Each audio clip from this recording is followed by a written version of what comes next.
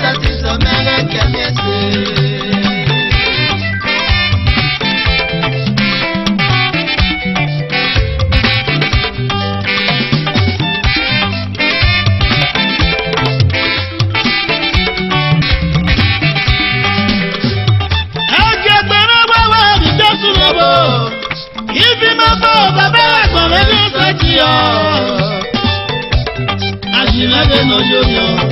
Lanu agami ese no ma satisfa agami ese.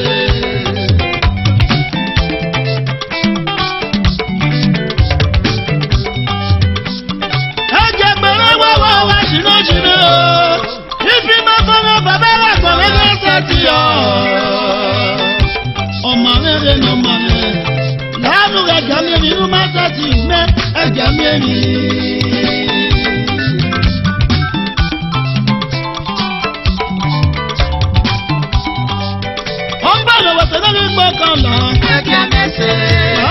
Agamiese no ma satisfa mele agamiese.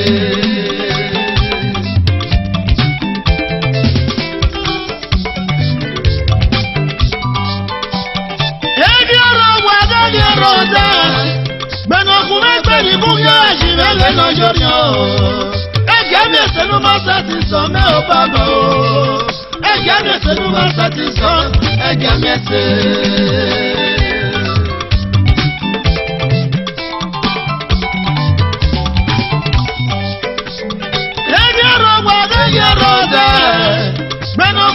Ni bunga jivele no yoyo.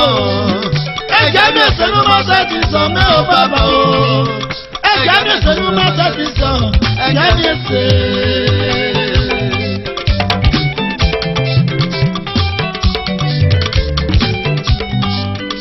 Napia mare vi amara. Agamiese no ma satisfa me agamiese.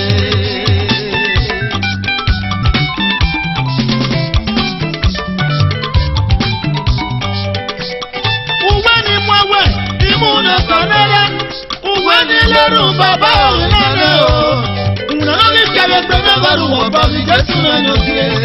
Wọ́n agamiese no ma satisfa me agamiese.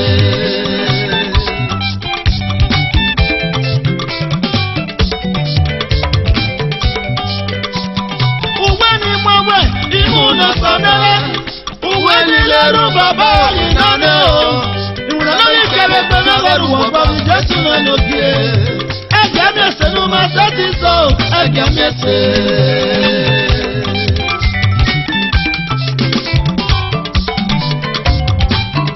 Uta si mele no bo. Agamiese no ma satisfa mele agamiese. Ọgbọ́dọ̀ wọ̀sẹ̀ lórí gbọ́kàn lọ.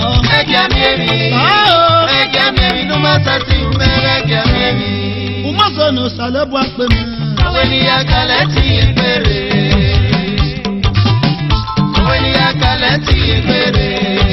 Mo sọnù pẹ̀lú bàbá. Òwe ni akaleti ìgbèrè. Ẹ túbú. Ẹ ṣe miame. Ẹ ti gbé kébà ti mú. Ẹ jẹ́ sàkà kébà ó sọ̀rọ̀. Òwe ni akalẹ̀ yẹ ìgbèrè. Mo sọnù pẹ̀lú bàbá. Òwe ni akaleti ìgbèrè. Mo bá fẹ́ ti gbèrè nígbà tó mú. Òwe ni akaleti ìgbèrè. Ẹ túbú. Ẹ ṣe miame. Ẹ ti gbé kébà ti mú. Ẹ jẹ́ sàkà kébà ó sọ̀rọ̀. Òwe ni akalẹ̀ yẹ ìgbèrè.